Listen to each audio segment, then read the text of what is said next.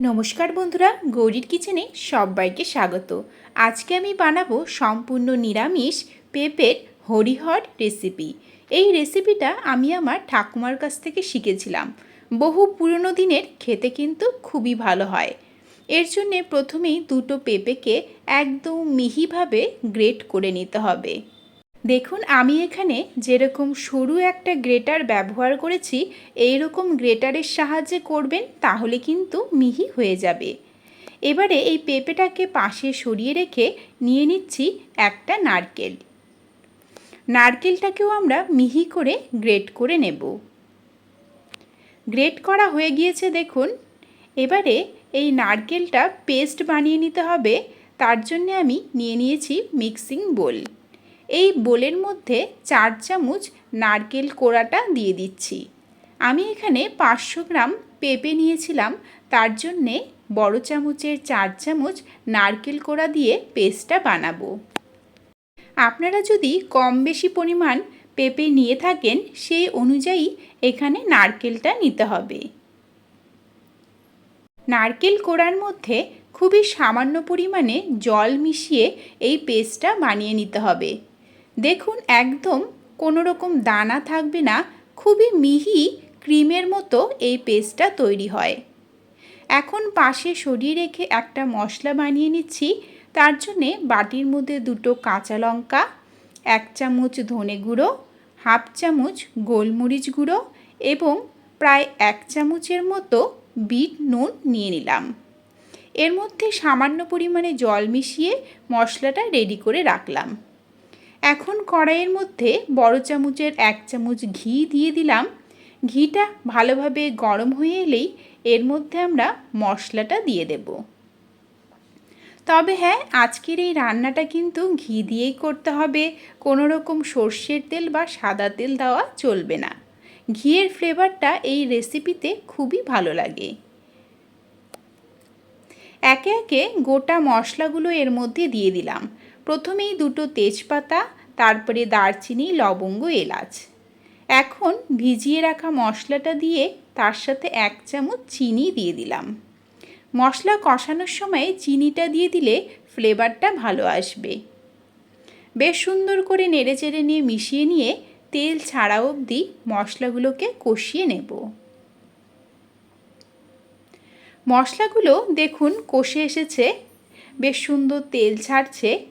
এখন আমরা এর মধ্যে গ্রেট করে রাখা পেঁপেটা দিয়ে দিচ্ছি। আজকের এই রেসিপিটা সম্পূর্ণ নিরামিষভাবে বানাচ্ছি দেখে কোনো রকম পেঁয়াজ রসুন কিন্তু ব্যবহার করব না। এবারে ভালোভাবে নেড়েচেড়ে নিয়ে মিশিয়ে নিচ্ছি।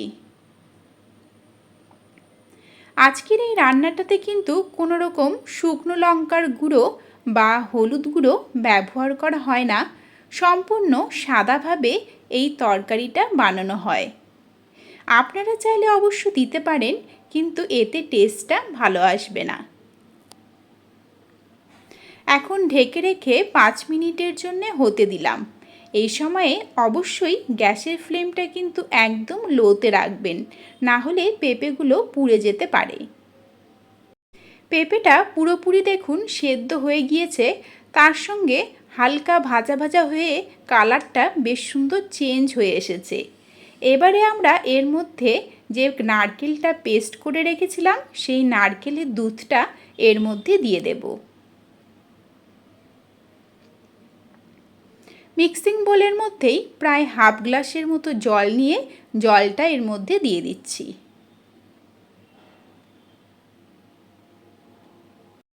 এখন এই নারকেলটাকে পেঁপের সাথে বেশ সুন্দর করে মিশিয়ে নেব এবং দেখবেন মেশানোর সময়ে নারকেল এবং পেঁপেটা একসাথে বেশ ক্রিমি ক্রিমি একটা টেক্সচার আসছে। এই সময়ে আমরা ঢেকে রেখে আরও 5 মিনিটের জন্যে হতে দেব, যাতে ফ্লেভারগুলো একসাথে ভালোভাবে মিশে যায় এবং পেঁপেটা কিছুটা গ্রেভি গ্রেভি হয়ে আসে।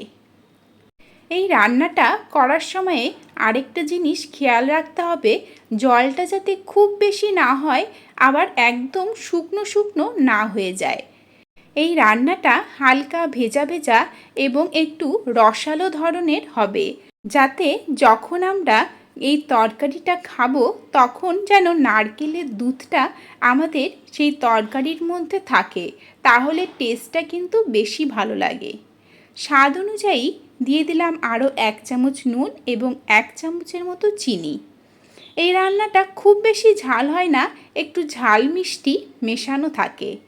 মিশিয়ে নিয়ে আরও 5 মিনিটের জন্যে ফুটিয়ে নিচ্ছি, যাতে কিছুটা গ্রেভি কমে আসে।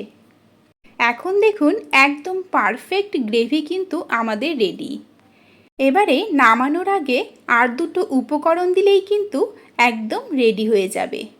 এখন আমরা ভালোভাবে মিশিয়ে নিয়ে গ্যাসের ফ্লেমটা একদম লোতে রাখবো এবং এর মধ্যে দিয়ে দেব প্রায় হাফ চামচের মতো গোলমরিচ গুঁড়ো এবং তার সাথেই দিয়ে দেব 1 চামচের মতো কোরানো নারকেল। কারণ নারকেলের দুধটা কিন্তু একদম ক্রিমের মতো একটা টেক্সচার নিয়ে আসবে এবং এই কোরানো নারকেলটা যখন আমরা খাবো তখন কচকচ করে মুখের মধ্যে পড়বে, বেশ কিন্তু ভালো লাগে খেতে। একদম কমপ্লিট হয়ে গেল আজকের এই রেসিপি। ভাত, রুটি, পরোটার সাথে সার্ভ করতে পারবেন। ভালো লাগলে সাবস্ক্রাইব করে নেবেন, লাইক ও শেয়ার করবেন। আজকের মতো এখানেই শেষ করছি, দেখা হবে নেক্সট রেসিপি নিয়ে। নমস্কার।